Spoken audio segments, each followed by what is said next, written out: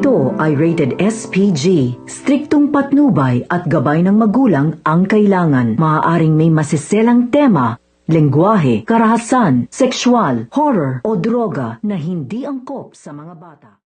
Hindi na nga nagpatumpik-tumpik itong grupo nila Tanggol at sinunod na nga nila ang misyon nila dito nga sa grupo ng Anino. At habang sinusundan nga nila itong grupo ng mga gold smuggling ay hindi nga niya alam ay may mga NCIA nga na sumusunod din dito dahil din sa kanilang operasyon. Ang buong akala nga ni Gabo ay sila nga lang daw ang may kailangan dito sa grupong ito.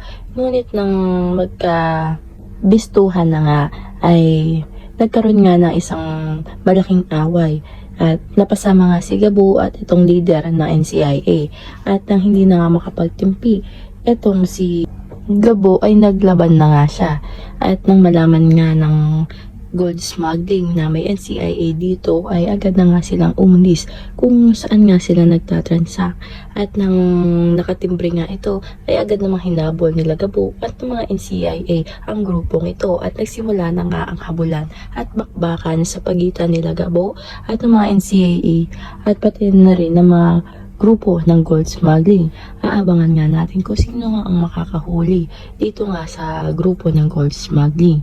Dito nga lang yan sa Sigabo.